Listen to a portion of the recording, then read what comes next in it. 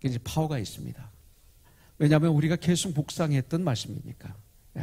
그리고 이 큐티는 하나님의 양식입니다. 큐티는 하나님과 나만의 시간을 갖는 것입니다. 큐티는 지식이 아닙니다. 고린도전서 2장 14절에 보면 육에 속한 사람은 아무리 이 땅에서 훌륭한 사람이라 하더라도, 공부를 많이 했다 하더라도 육에 속한 사람은 하나님의 일을 알지도 못하고 깨닫지도 못합니다. 오히려 하나님을 믿는 사람들을 어리석게 봅니다. 오직 영적으로라야 말씀을 분별합니다.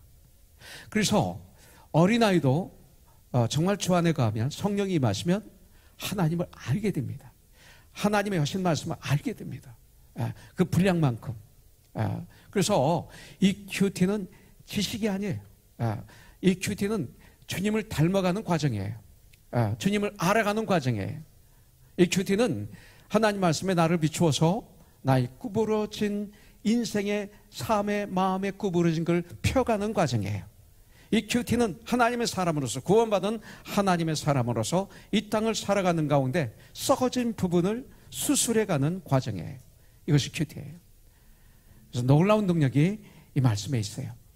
특별히 디모데전서 4장 5절에 보면 말씀과 기도로 거룩하여 짐이라 그랬어요. 구원받은 우리들, 이 땅에 사는 삶 가운데 승리하는 삶은 말씀과 기도 외에는 없다고 성경은 말씀하고 있어요. 그래서 이 큐티는 저와 여러분들에게 아주 중요한 거예요. 우리가 쓰지는 못한다 하더라도 읽으세요. 그날 큐티, 그날의 생명의 양식을 읽고 또 읽고 또 읽고 또 읽고 또 읽으세요. 그럼 주의 성령님이 우리에게 마음을 주셔서, 이게 이런 말씀이었구나, 이런 뜻이었구나, 성령의 역사로 깨닫게 되는 일들이 많아요. 저도 목사지만 지식적으로는 알죠. 누가 썼고 무슨 내용이고. 그런데 영적인 말씀을 받아야 되잖아요. 큐티할 때 앞이 캄캄할 때가 많아요. 그러면 하나님께 기도하고 또 읽고 또 묵상하고 또 읽고 또 묵상하는 가운데 그렇구나 하고 은혜를 받은 거죠. 그러면서 우리가 살아갈 때 예수 그리스도의 장성한 분량에 충만함까지 우리는 이르는 거예요. 자, 히브리서를 마무리합니다. 이 히브리서의 주제는 예수 그리스도입니다. 오직 예수 그리스도, 이겁니다. 구약의 결론도 예수 그리스도입니다. 우주 만물을 주관하시고 우리의 죄를 정결케 하시고, 그리고 하나님 보좌 우편에 앉아 계신 분이 바로 예수 그리스도이십니다. 바울의 마음, 바울의 관심은 하나님의 백성들에게 있었습니다. 여러분들,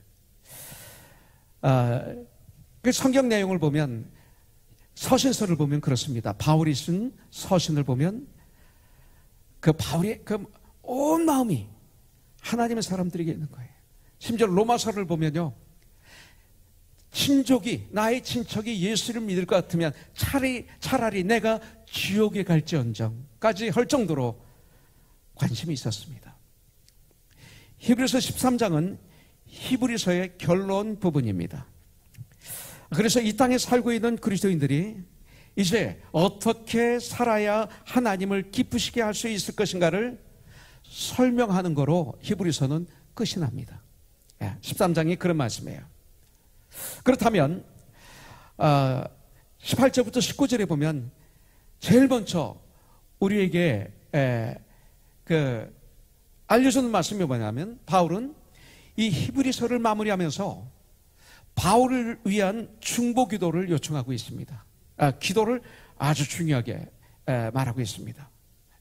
18절부터 19절에 보니까 우리를 위하여 기도하라. 우리가 모든 일에 선하게 행하려 함으로 우리에게 선한 양심이 있는 줄을 아노니 내가 더 속히 너희에게 돌아가기 위하여 너희가 기도하기를 더욱 원하노라. 이렇게 말씀하고 있습니다.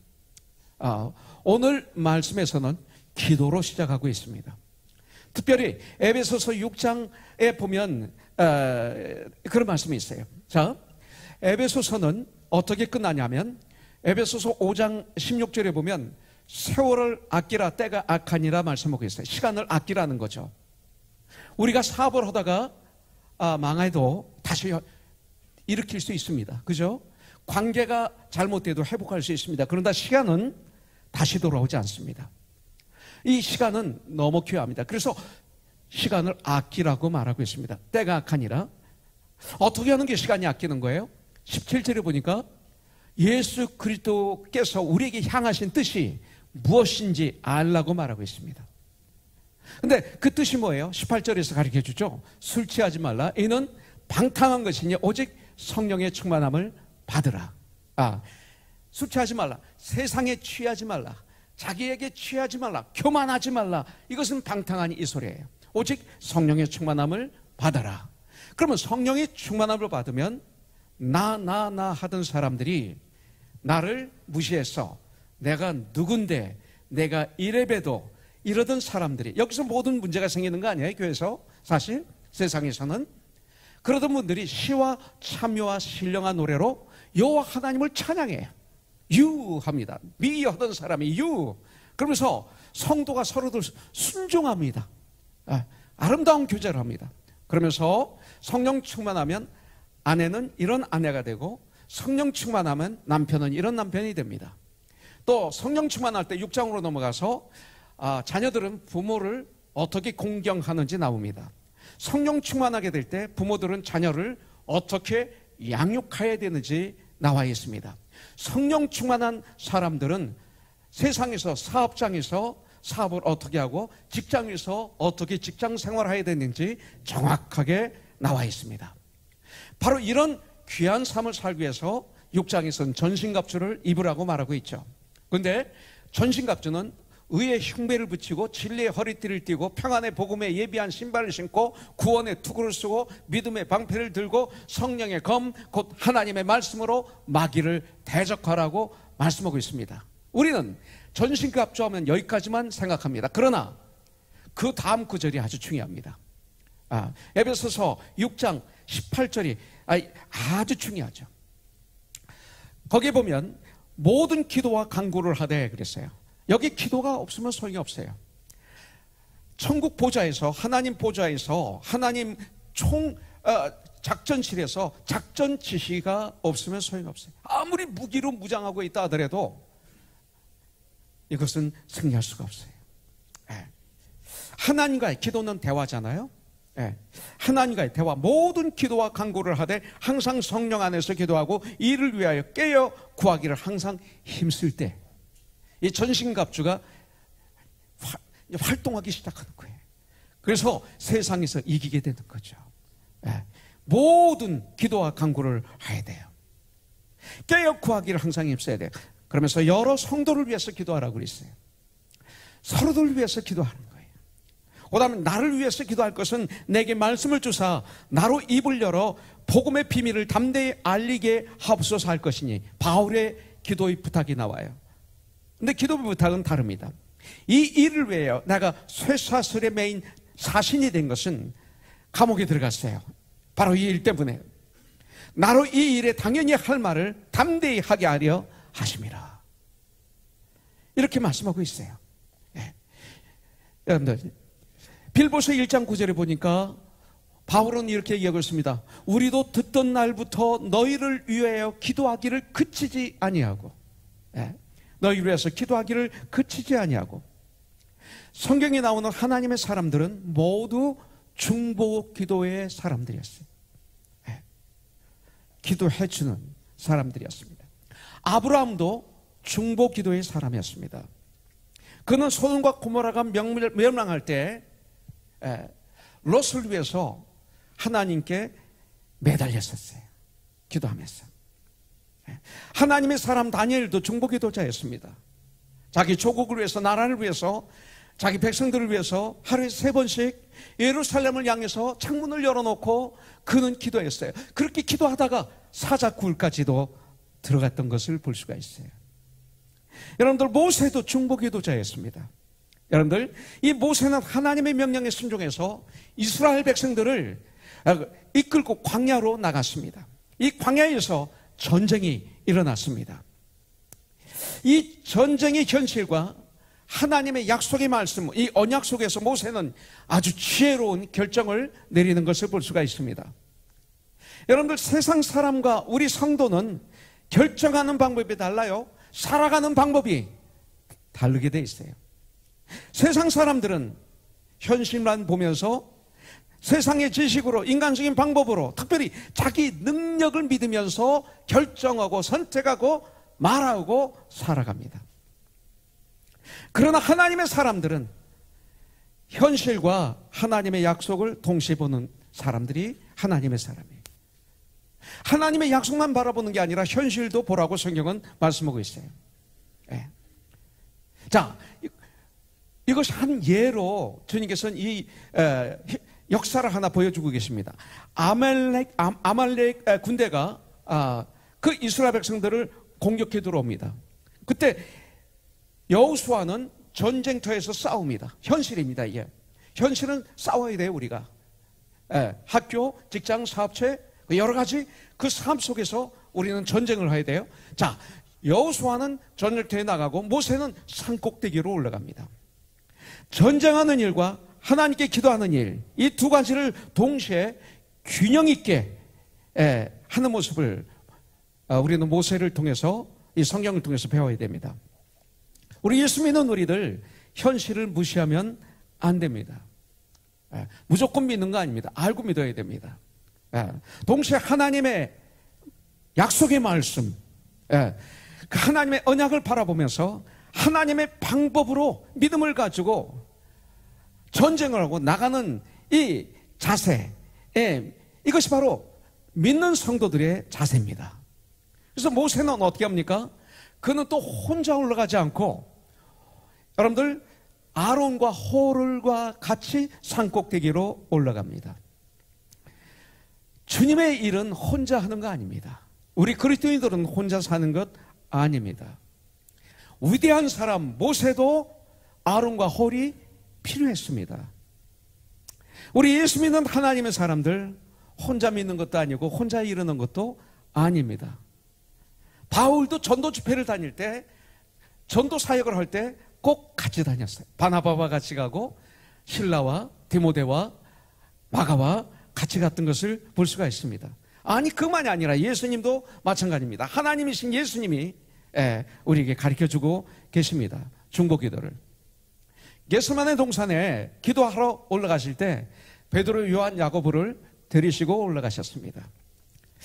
우리 주님이 열심히 기도할 때 그들은 졸고 있었죠. 졸고 있었죠. 그런 연약한 베드로, 요한, 야고보 버리지 않으시고 함께 하셨습니다.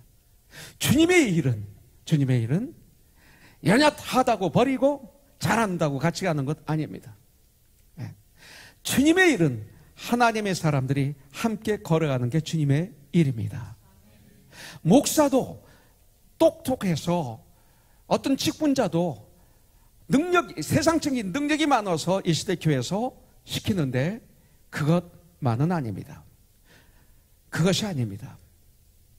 믿음의 사람들이 목사도 하고 믿음의 사람들이 직분을 맡아야 됩니다. 그 중에는 바울같이 똑똑한, 세상에서 많이 배운 사람도 있고 베드로처럼 무식한 어부도 있고 손가락질 받던 마태 같은 세리도 있고 손가락질 받던 귀신 7 들렸던 불쌍한 여인도 있고 손가락질 받던 창녀도 있었던 것입니다. 함께 주님의 일을 하는 것이 주님의 일이고 교회입니다. 이것이 교회입니다. 이렇게 우리는 주님의 일을 해야 됩니다. 세상과는 다릅니다. 여러분들, 능력은 어디서 옵니까? 능력은 여러분들 사도행전 3장에 보니까 베드로와 요한이 습관에 의해서 성전에 기도하러 갔습니다. 미문이라는 아름다운 문, beautiful gate, 그 성전문을 들어가려고 그러는데 나면서부터 걷지 못하는 분이 동량을 외치고 있습니다. 구걸하고 있습니다. 불쌍히 여겼죠. 마음이 불쌍함이 온 거예요. 그러면서 날 좀 봐라. 나에게 은과 금은 없다. 그러나 내게 있는 것으로 내게 주노니 곧 나사렛 예수의 이름으로 일어나 걸으라 하고 손을 잡고 일으키니 그가 일어납니다. 이 시대에 이것이 필요합니다. 물질이 필요합니다. 하나님이 물질을 쓰십니다. 그러나 그 전에 더 필요한 것은 예수의 이름입니다. 예수의 이름 믿음입니다. 그를 일으키죠. 여러분들, 바로 여기서 이것이 나옵니다. 자, 모세가 손을 들면 전쟁에서 이깁니다. 손을 잃으면 전쟁에서 패합니다. 어떤 분은 이것이 이해가 잘 안 될지 몰라요. 그러나 이것은 사실입니다. 이것은 진리이고 이것은 영적인 문제이기 때문에 그렇습니다. 이것이 우리 예수 믿는 사람들의 승리의 비결입니다. 우리의 인생의 위기 앞에서, 우리 인생의 문제 앞에서 여러분들은 그 문제를 어떻게 해결을 하고 계십니까? 세상적인 방법으로는 절대 안 됩니다. 됐는데 마지막은 완전히 파괴가 될 거예요. 여러분들, 하나님의 언약을 믿고 하나님 앞에 손을 들어야 되는 거예요.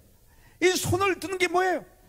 나는 아무 힘도 없습니다. 내 힘으로는 아무것도 못합니다. 주님, 나띵입니다. 주님 앞에 손듭니다. 주님 앞에 부르짖습니다. 이 소리예요. 그래서 손을 트는 거예요. 황복입니다. 주님이 이 전쟁을 해주셔야 되겠습니다. 이게 손 드는 거예요. 그리고 전쟁하는 거예요. 여러분들, 그런 우리가 되길 주님의 이름으로 축복합니다. 그런 멋있는 사업이 될 거예요. 직장에서도 요셉같이 꼭 필요한 사람이 될 거예요. 우리 자녀가 건강한 자녀가 될 거예요. 부부가 회복이 될 거예요. 이런 역사가 일어날 줄 분명히 믿습니다. 바울은 히브리서를 통해서 1세기를 사는 그리스도인들이 자신만을 위해서 기도하는 것이 아니라, 나만을 위해서 기도하는 것이 아니라 주님의 일을 하고 있는 바울과 바울의 동역자를 위해서 기도해달라고 지금 부탁하고 있는 것입니다. 예. 우리 앞에 참 어려운 문제들이 많아요. 위급한 문제들이 많이 있지만 주님의 나라를 위해서 여러분들, 우리가 존재해야 한다는 사실을 알아야 돼요. 주님의 나라를 위해서. 우리 예수 믿는 사람들이 가장 큰 축복이 있다면 뭘까요? 여러분들, 이 땅에서 승리가 보장된 전쟁을 하고 있다는 거예요. 이미 요한복음 16장 33절에 보면 너희가 세상에서 환난을 당하나 담대하라, 내가 세상을 이겨노라. 십자가에서 죽음을 이기시고 마귀를 이기시고 다시 살아나셨잖아요. 여러분들, 승리가 보장된 거예요. 예수 안에서 이 전쟁을 우리는 하는 거예요. 이것이 바로 축복입니다. 우리 주님께서는 지금도 하나님의 우편에서 우리를 위해서 간구하고 계시잖아요. 로마서 8장 34절에 보니까 성령 하나님도 우리를 위해서 기도하고 계시잖아요. 로마서 8장에 보면 여러분들, 성령 하나님께 진실로 의지하면 분명히 우리의 기도를 도와주실 줄 분명히 믿습니다. 나를 위해서 기도하는 것은 여러분들, 사실은 그 안에 욕심이 들어갈 수가 있어요. 이기적인 것이 들어갈 수 있어요. 그러나 이웃을 위해서 기도하는 것은 하나님의 사랑으로 내가 가득 차지 않으면 못해요. 그래서 예수를 위해서 기도할 수 있는 거예요. 아까 정학 선생님 아주 귀한 큐티를 했죠? 네. 아주 이메일 예화가 너무 좋았어요.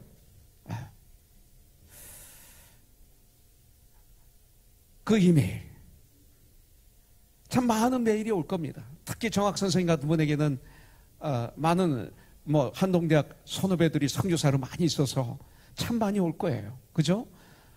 돈 달라고도 많이 오고 기도해 달라고도 많이 하고 많이 올 거예요.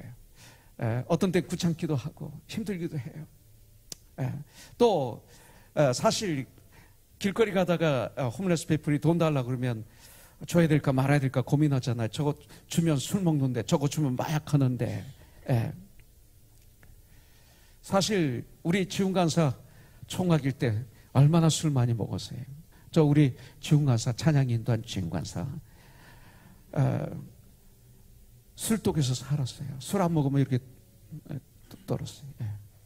떨고 술 취해서 운전을 하는데 710번을 밤새도록 왔다 갔다 하니까 태양이 떴대요. 안 죽은 게 다행이죠. 하나님의 은혜로 강권적으로 성령 역사에서 술을 끊었어요. 네. 그런데 그런 왜 지금 가서 얘기를 내가 했지? 갑자기 저기 눈이 보이니까. 예. 예. 예. 하여튼 성령님이 도와주세요. 예, 도와주시고 역사하세요. 성령님이 다치하시니까 그 청년 부흥회를 하는데 기타를 들고 찬양하다가 그냥 쓰러지더니 눈물 콧물을 흘면서 통곡을 하는데 저는 그 모습을 지금도 잊지 못해요. 이것 때문에 얘기했다. 그런데 그때는 돈도 많이 벌었는데 돈이 없었어요. 왜? 술 다 먹으니까. 난 몰랐어요. 그 술이 비싼 줄. 나중에 보니까 크레딧 카드, 결혼하기 전에 보니까 크레딧 카드 빚이 한 4, 5만 불.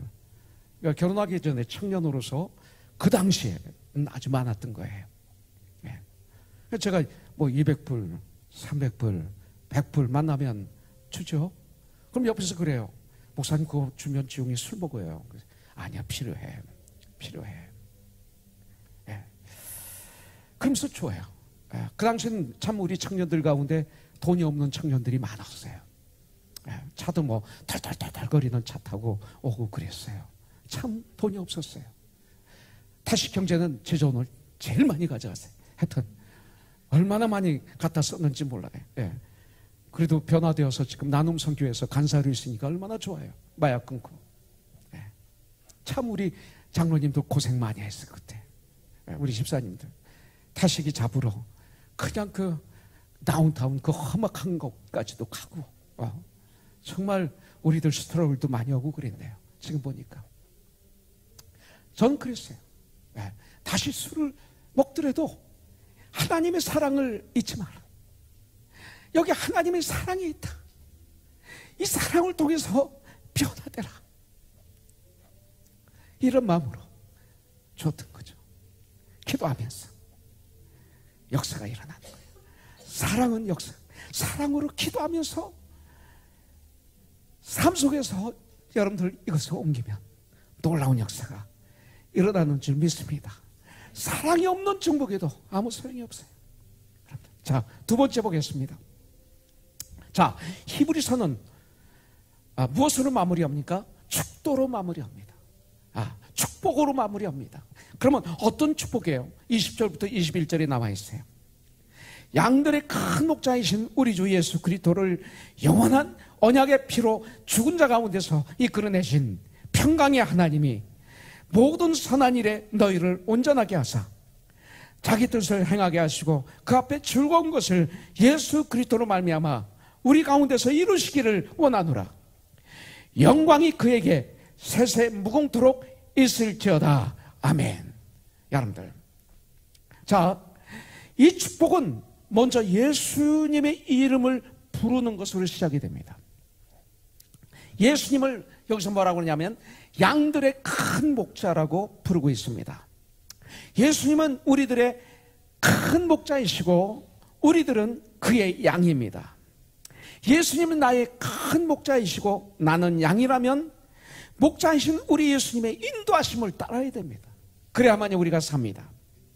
목자이신 주님이 인도하는 곳이 푸른 풀밭이고 맑은 시냇가이기 때문에 우리 목자이신 예수님을 믿고 따라야 됩니다. 그 다음 하나님의 이름을 부르고 있어요. 20절부터 21절에 하나님의 이름을.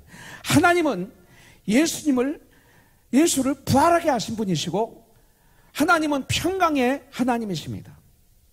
로마서 15장 33절에 보니까 평강의 하나님이 너희 모든 사람과 함께 계실지어다 이렇게 말씀하고 있어요.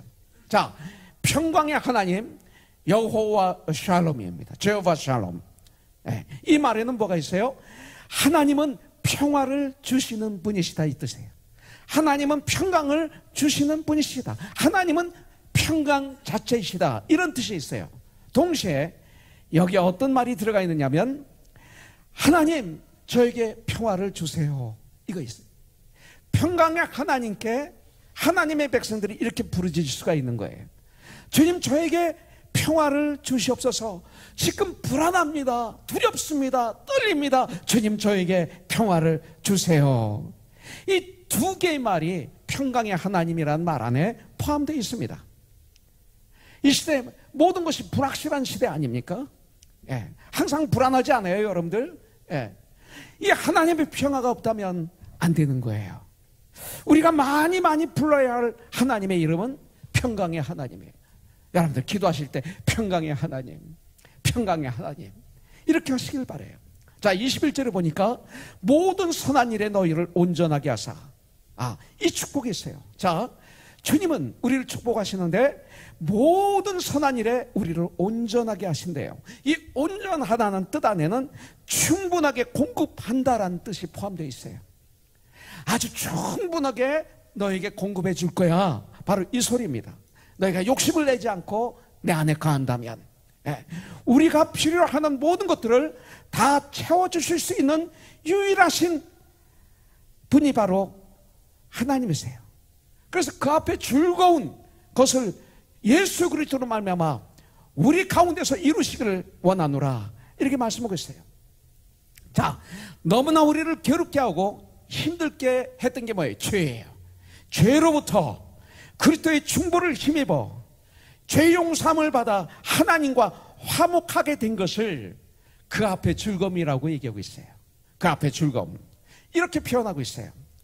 그 즐거움이 우리 속에서 이루어지기를 하나님께 기도하며 축복하고 있어요. 여러분들, 바로 이 말씀을 받는 분들과 이 서신을 쓰는 바울, 그리고 오늘 이 땅을 살아가는 우리 속에 유쾌하게 되는 날, 성경의 이 단 유쾌하게 되는 날, 전 이걸 좋아해요.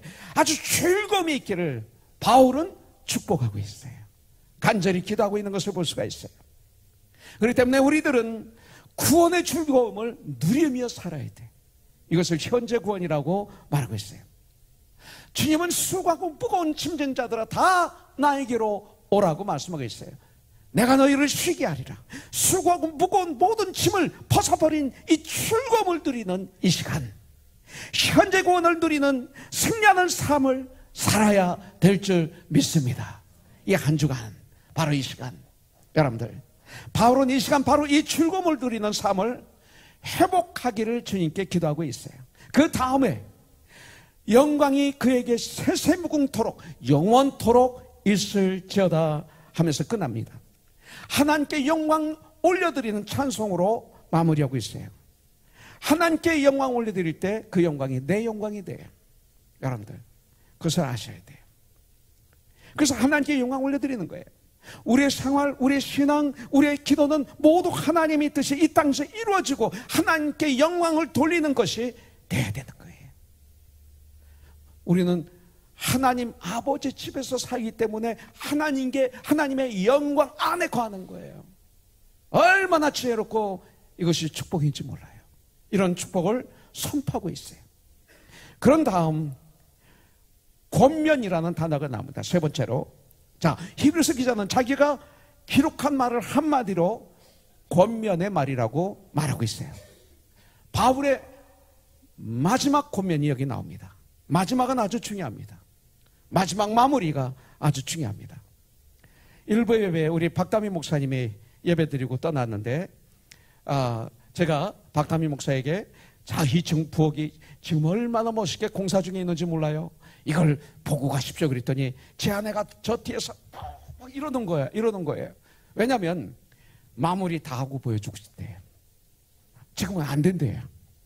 공사 중이라. 난 공사 중인 걸 보여주고 싶었는데, 근데 다 된 다음에 보게 하겠대요. 그래서 저는 본질적인 진리에 어긋나지 않으면 다 들어줘요, 그냥.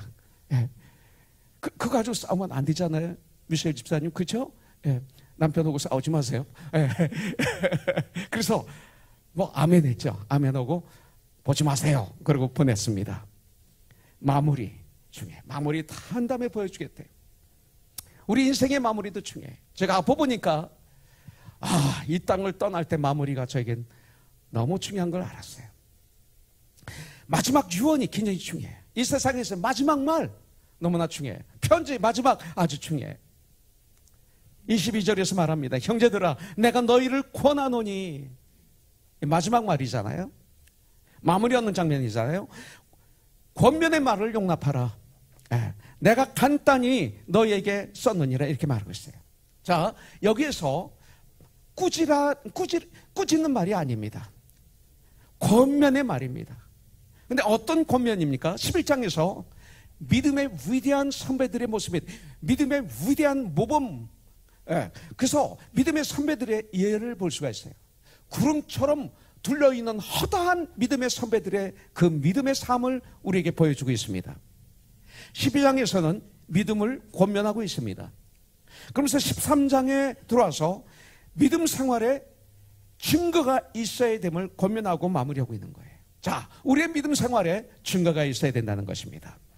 그래서 그 권면이 뭐예요? 1절에 보니까 성도를 계속 사랑하라, 이거예요. 믿음은 프랙티컬한 것입니다. 추상적이 아닙니다. 그냥 예배를 잘 드렸다, 은혜 받았다, 뜨거웠다, 말씀 좋았다, 아닙니다. 그 말씀을 통해서 내가 그렇게 살아야 됩니다. 성령의 도우심으로 성도를 계속 사랑하라고 명령하고 있습니다. 이 권면 알고 있어요. 자, 2절에 보면 손님 대접하기를 잊지 말라고 그랬어요. 손님 대접하는 것을 즐거워하라고 그랬어요. 정말 예수님을 사랑하면 이 손님 대접하기를 즐거워해요. 여러분들, 여기서 보니까 이로써 부지 중에 천사들을 대접한 이들이 있었느니라. 아브라함도 있었고요, 많이 있었죠. 3절, 어려움에 처해 있는 사람을 생각하라. 자, 이 시간 어려움에 처해 있는 사람을 생각할 때, 내가 지금 어려움에 처해 있는데 아무도 생각을 안 해줘, 이러면 그 사람 나쁜 사람이에요.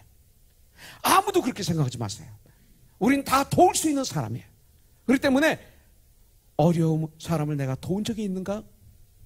어려움에 처해 있는 사람을 위해서 기도하고 내가 도와보았는가? 이렇게 생각해야 돼요. 이것은 너무나 중요해요. 그 다음에 4절, 청결한 삶을 살라. 깨끗한 삶을 살래. 깨끗한 삶이 얼마나 중요한지 몰라요. 우리는 완벽하지 않아요. 그러나 주 안에서.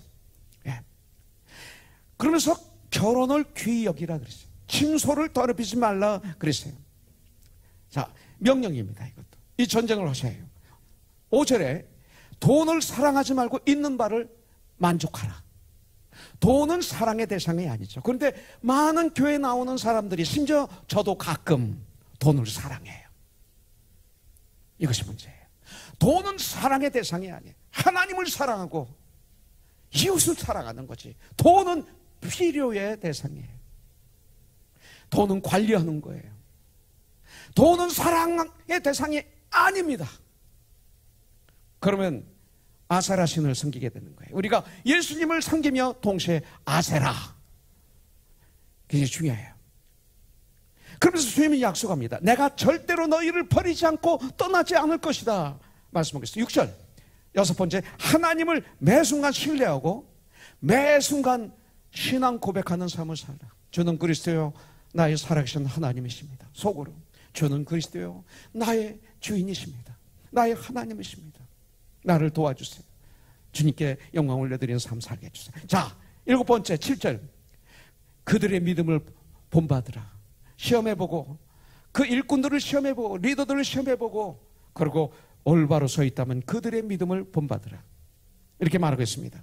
바울은 고린도전서 11장 1절에서 내가 그리스도를 본받은 자 된같이 너희는 나를 본받은 자가 되라고 말씀하고 있어요. 자, 8번째 9절, 다른 교훈에 이끌리지 말라. 하나님 말씀 외에 교훈에 이끌리지 말라 그랬어요. 9번째 13절, 항상 주님께 나가. 항상 주님께 나가자. 항상 주님께 나가자. 10번째 15절, 항상 찬송의 제사를 하나님께 드리자 그랬어요. 이는 그 이름을 증언하는 입술의 열매니라. 항상 찬송의 제사를 하나님께 드리자. 이는 그 이름을 증거하는 입술의 열매라고 그랬어요.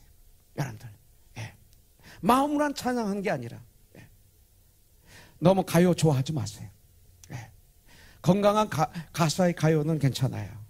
그러나 가요에 중독 걸리면 안 돼요. 우리 자녀들도 마찬가지. 이 시대 가요 중에 얼마나 가사가 사타닉적인 게 많은지 몰라요. 이런 것까지도 여러분들이 잘 도와주셔야 돼요. 아니, 자녀들이 문제가 아니라 여러분들이 문제인가? 네, 그거 조심해야 돼요. 네. 찬양이, 제가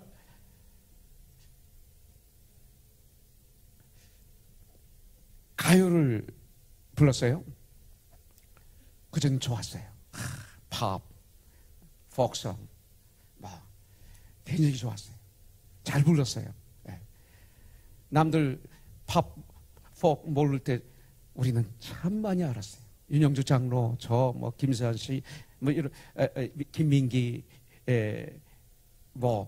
서유석 씨, 우리 함께 모이면 기타 들고 막 부르면 하모니가 쫙 돼가지고, 밤새도록 새기도 하고, 서산 앞바다에서, 태안 해변가에서 캠프파이어도 하고 그랬어요. 근데, 그때 내가 불렀던 노래들이 무엇일까? 다 외롭다, 고독하다, 그냥 즐기자. 가사들이 거기가 다 그런 거였어요. 그러다가 저는 지저스 크라이스트 슈퍼스타 이 뮤지컬에서 예수 역을 했어요. 249회 예수님 역을 했어요. 연습까지 한 1000회 하는 가운데 마태, 마감, 누가, 요한복음을 얼마나 많이 읽었는지 몰라요. 그러면서 계속 예수님 역을 하다 보니까 믿음은 들으면서 나며 들으면 예수 그리스도의 말씀으로 말미암느니라. 네가 내 입으로 시인한 그대로 되리라. 하나님의 은혜가 임해서 종막을 내렸을 때는 아무리 제가 불렀던 노래들을 불러도 재미가 없어요. 낙엽지는 그 숲 속에 해봐야 재미도 없고, 겨울에 태어나 안 되고, 예수님의 생신을 축하한 거지만 뭐가 아니었어요. 다른 것 같아요. 근데 나 같은 죄인 살리시는, 가슴이 뭉클뭉클하고 눈물이 나고 내 영혼이 막 새롭게 되는 것 같고 내 그 속에서 그냥 막 새 사람이 되는 것 같고 견딜 수가 없어요. 지난 수요일날 우리 김명희 자매가 뛰어들어와서 주님을 찬양하는데 제가 은혜를 받았어요. 내 집에 가서 그래서 초롬아, 명희 자매 뜨겁네. 어떻게 그렇게 막 손을 들고 뜨겁게 찬양을 하는 거예요. 막 뛰어들어와서 목마른 사슴이 물을 찾아 헤매는 것처럼. 그러니까 제 아내가 그래, 명희 자매 그렇게 뜨거워. 그래요. 예. 밥 한 번 사이. 예. 이때 밥 얻어먹으면 아무 은혜가 없어. 예. 사지 마요. 예. 예. 찬양이 그런 거예요. 은혜 받으면 막 찬양이 터져. 예. 그러면서 체질이 바뀐 거예요. 어느 순간 보니까 샌안토니오 텍사스에서 내가 신학 공부하고 있더라고요. 나에게는 엄청난 초이스가 있는데 이제 종막을 내리고 난 다음에 내가 선택할 수 있는 많은 초이스가 있었는데, 목소리가 너무 좋은데, 오라는 데는 많은데 난 여기 와 있더라고요. 그것이 1982년도니까 몇 년 됐어요. 30 몇 년 됐죠. 지금 와서 보니 얼마나 감사한지, 얼마나 좋은지. 여러분들 그런 삶을 사세요. 자, 11번째 16절에 보니까 선을 행함과 서로 나누어 주기를 잊지 말라. 서로 나눠줘 봤어요? 내 거 줘봤어요? 이런 아름다운 사랑의 교제를 한번 해보세요. 내 거 좀 주어보세요. 한 밥 좀 사보세요. 밥 좀. 한 번도 안 사보신 분들이 의외로 많더라고요. 17절. 참된 인도하는 자들에게 순종하고 복종하라. 이 말씀 뭐냐면 그 당시에 베드로, 요한, 야고보 또 디모데, 실라, 누가 이런 분들을 얘기하는 거예요. 목회자를 얘기하는 거예요. 예. 목회자가 참된 종이라면, 참으로 인도하는 분들이라면 그런 분들에게 순종하고 복종하라. 그렇지 않으면 너에게 유익이 없다 그랬어요. 그리고 이어서 기도를 요청한 후에 축복 기도와 축도와 문안 인사로 히브리서를 마무리하고 있습니다. 자, 히브리서의 주제를 요약하면 기독론입니다. 예수 그리스도는 이런 분이시다 하는 게 히브리서입니다. 히브리서 1장부터 13장까지 예수님은 이런 분이시다 하는 말씀이 아주 많이 있어요.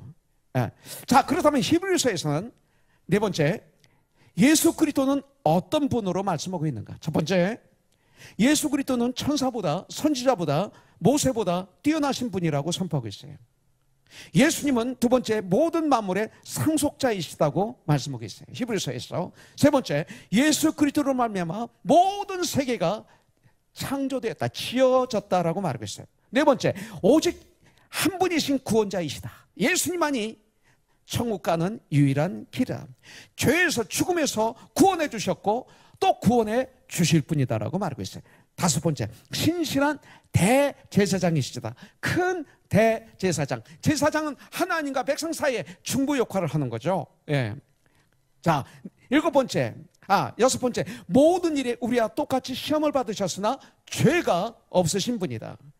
레위의 반열을 따르지 않고 아론의 반열을 따르지 않고 그보다 훨씬 선조인 창세기에 나오는 멜기세덱의 반차를 따른 대제사장이시다. 이렇게 말씀하겠어요. 여덟 번째, 영원히 계시는 분이시다. 예수님은 영원하신 분이에요. 어제나 오늘이나 영원토록 동일하신 분이라고 써 있어요.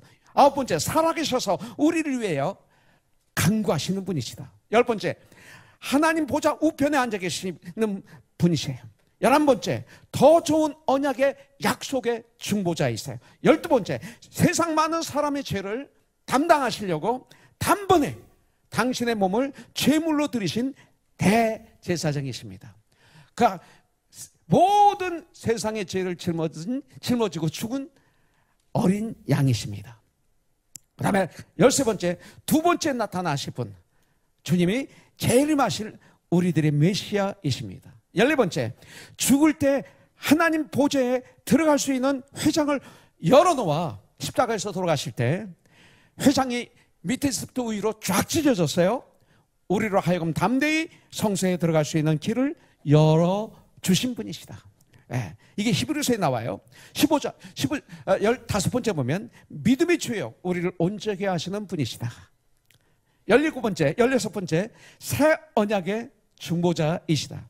자, 어제나 오늘이나 영원토록 동일하신 분이다. 변질되지 않아요. 자, 그 다음에 히브리서 13장 20절에 보니까 양들의 큰 목자이시다 그랬어요. 시편 23편 1절에 보니까 여호와는 목자시니 그러죠. 예.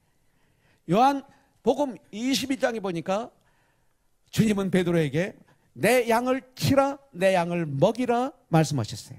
내 양을 치라, take care of my sheep 그랬어요.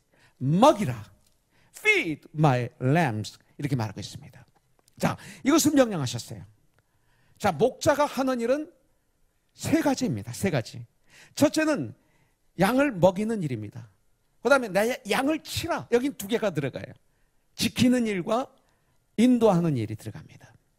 그래서 맑은 물 마시는 꼴을 찾아 먹이고 맹수로부터 지켜주고 질병이나 위험으로부터 지켜주는 게 목자의 역할입니다. 그리고 잔잔한 물가나 푸른 초장 그리고 쉴만한 곳으로 인도하는 것이 목자가 하는 일입니다. 이 일은 다윗의 표현으로는 죽음을 걷는 일이었어요. 죽음을 걷는 일. 예.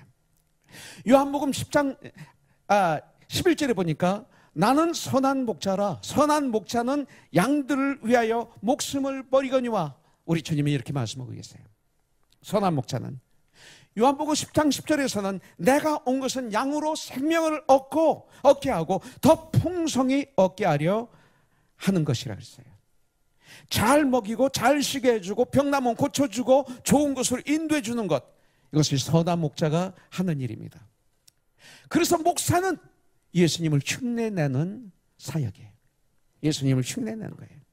그래서 예수님이 큰 목자 되신다고 성경은 말하고 있어요. 근데 성경에 보니까 악한 목자가 있어요. 악한 목자.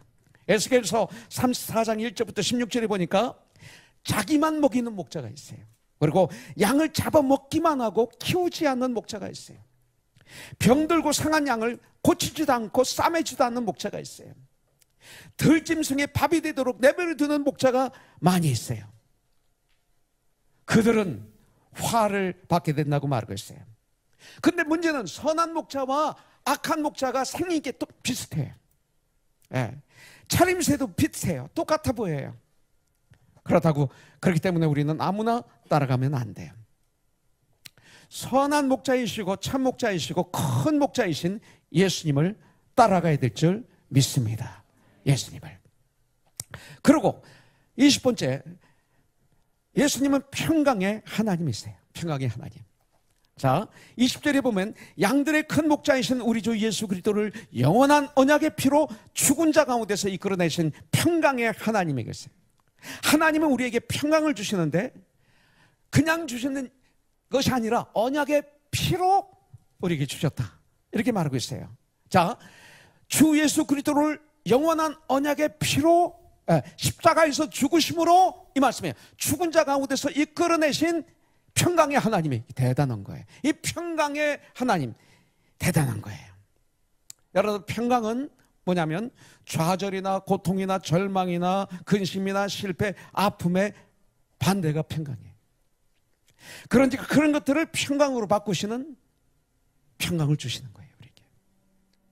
그런데 그 평강을 주시기 위해서 예수 그리스도께서 피를 흘리셨어요. 그냥 평강이 우리에게 오는 거 아니에요. 그냥 평화가 오는 게 아니라 예수님께서 희생하셨어요.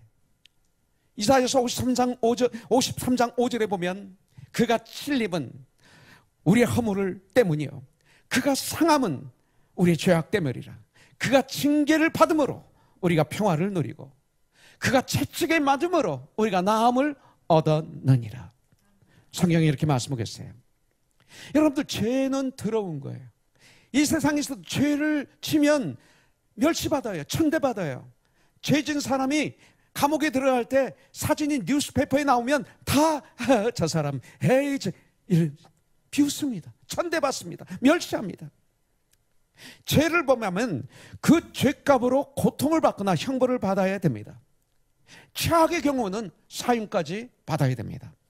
그런데 주님께서 우리 대신 찢기시고 상처를 받으시고 징계를 받으시고 피 흘려 죽으심으로 우리에게 진정한 평강을 주셨다.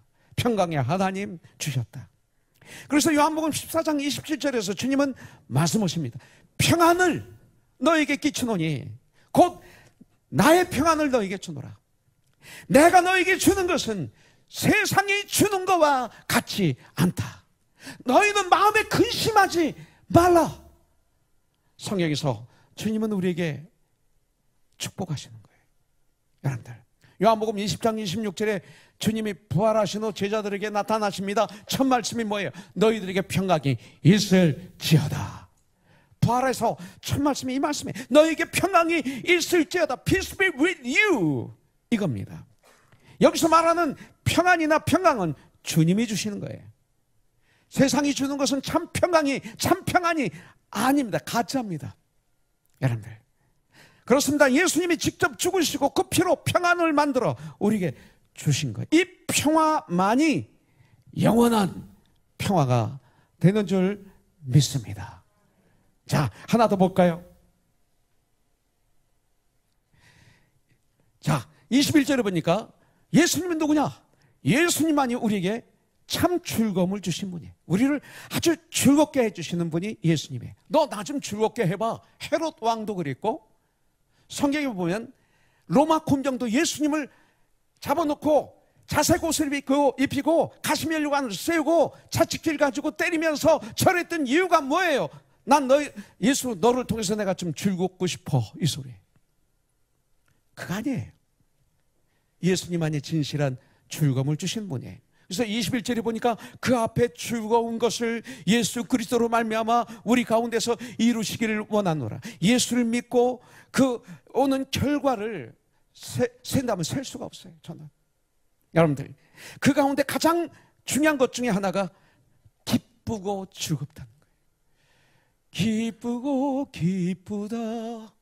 예수님 때문에. 이 찬양 여러분들 불러보셨죠? 나는 참 기쁘다고도 오셨네. 네. I'm so happy, you are so happy. 네. 그런 것. 이 찬양이 너무너무 많아요. 우울, 짜증, 고뇌, 심술, 불평이 기쁨으로 변해요. 정말 예수님을 만나면, 예수님 안에 거하면. 여러분들, 예수님은 우리를 즐겁게 해주세요. 즐겁게. 그래서 주님은 빌립보서 4장 4절에서 내가 너에게 말하노니 기뻐하라. 다시 말하노니 기뻐하라. 말하고 있는 거예요. 여러분들, 우리를 즐겁게. 근데 주님이 그냥 기뻐하라 하시겠어요? 내가 기뻐하려고 주님 앞에 딱 결단하고 기뻐하기 시작하면 능력을 보여주시는 거예요. 네. 주님이 주신 기쁨은 달라요. 네. 우리를 즐겁게 해주시기 위해서 우리 주님은 십자가를 지셨고 고통을 당하셨어요. 이것이 십자가의 사랑이에요. 여러분들, 내 속에 기쁨이 없는 이유가 뭔지 아세요? 다 아시죠? 내 속에 기쁨이 없을 때, 언제 없습니까? 죄가 나를 누르고 있을 때 기쁨이 없어요. 교만이 나에게 가득 찼을 때 기쁨이 없어요. 걱정, 근심에 사로잡혔을 때 기쁨이 없어요. 형제를 미워하고 그러고 담을 쌓고 있을 때 기쁨이 없어요. 그 말씀에 맞는데도 그 말씀에 아멘으로 받지 않을 때 기쁨이 없어요.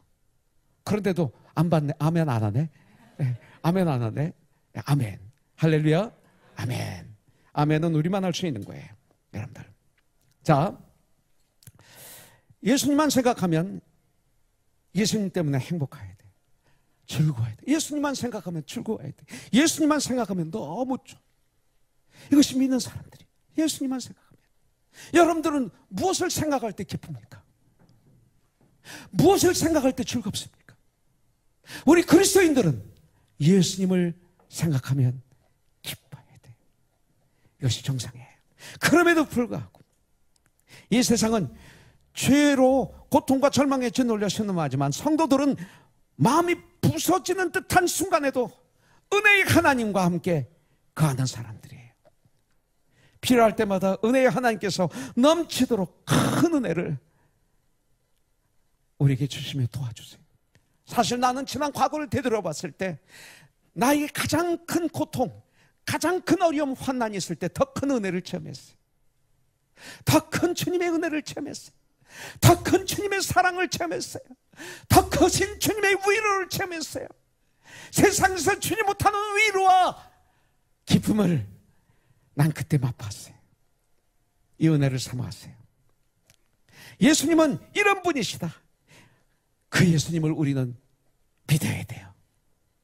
이 예수님에게서 우리는 떠나지 말아야 돼요. 이것이 히브리서 기자가 드리는 권면의 말씀입니다. 이 권면의 말씀은 오늘 바로 우리들에게 하는 거예요. 예수님만 믿으세요. 예수님을 통해서 다른 걸 보세요. 예수님만을 바라보세요.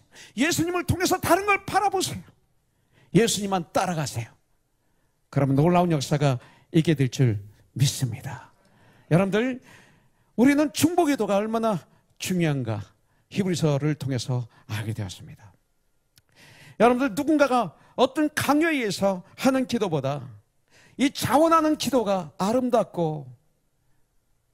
않습니까? 그리고 자신만을 위해서 하는 기도는 아까도 말씀드렸지만 욕심이 들어가 있는 가능성이 많지만 지체와 이웃을, 그리고 세상을, 그리고 나라를 위한 중보기도는 욕심보다는 왜 해요?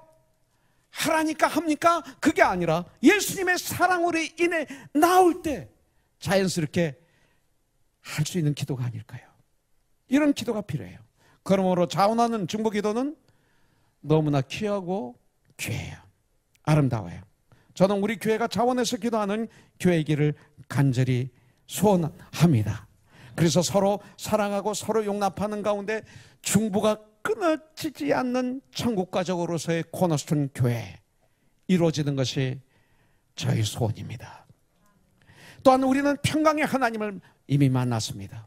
여러분들, 그리스도의 언약의 피를 값으로 지불하시려고 우리에게 주신 그 평화를 선물로 받은 우리의 삶이 유쾌하게 되기를, 즐겁게 되기를 소망합니다. 하나님의 평강이 우리의 삶을 지배함으로써 내가, 우리 가족이, 코너촌 교회가, 그리고 내가 있는 삶의 현장에 평강하기를 소망합니다.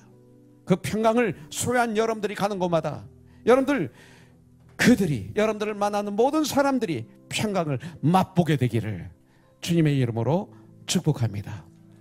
그리고 왜 히브리서 기자는 그리스도에 대해서, 믿음에 대해서 설명하고 그리스도의 제사에 대해서 설명하고 믿음의 선배들을 소개했습니까? 그것은 오직 하나입니다. 그것이 뭐냐면 바로 그 당시 성도들이 고난 가운데, 핍박 가운데 신음하고 흔들리고 흘러 떠내려가고 있었지만, 이제 그리스도 안에서 다시 굳게 서서 하나님의 뜻을 행하는 삶을 살고 그 앞에 즐거운 것을 그리스도 안에서 누리게 되는 것을 위해서 하는 거예요. 저희 소망은 우리 모두가 그리스도를 바르게 알고 예수님을 바르게 믿으며 하나님과 화목하고 사랑과 화평을 누릴 뿐만이 아니라 하나님의 뜻을 행하는 삶을 사는 진정한 그리스도인이 되는 것입니다. 여러분들 시편 기자의 고백대로 하루 종일 중얼중얼하세요. 내가 하루 종일 중얼중얼하나이다. 하나님 말씀을 중얼중얼하는 거예요. 기도를 중얼중얼하는 거예요. 여러분들, 내가 하루에 7번씩 주님을 찬양하나이다. 7번은 무한. 하나님께서 이 시간 이 땅에 그리고 내 안에 평화를 주시기 위해서 기도하세요. 주님의 뜻이 이 땅에 이루어지기 위해서 기도하세요. 하나님께 영광을 돌리는 삶을 살 수 있도록 힘을 달라고 기도하십시오. 그럼 놀라운 은혜가 임할 것이고 이 한 주 우리가 가는 곳마다 놀라운 역사가 일어나게 될 줄 믿습니다. 사탄의 계교를 이기게 될 줄 믿습니다. 기도하죠. 우리 같이 기도할 때 이것을 가지고 한번 같이 기도하기를 원합니다. 회개의 기도도 주님 이 시간 하나님께 올려드리시기 바라겠습니다. 중보의 기도를 하시기 바라겠습니다. 아픈 자를 위해서 기도하시기 바라겠습니다. 이 땅을 위해서 한번 기도하는 멋있는 사람들이 되기를 원합니다. 여러분들이 죄가 있다면 회개하는 기도 주님이 기뻐 받으십니다. 그런 가운데 여러분들에게 놀라운 역사가 일어날 것입니다. 먼저 그 나라와 그 의를 구하라. 그리하면 이 모든 것을 너에게 더 하시리라. 이 시간 한 1, 2분 기도하기를 원합니다. 같이 기도하죠.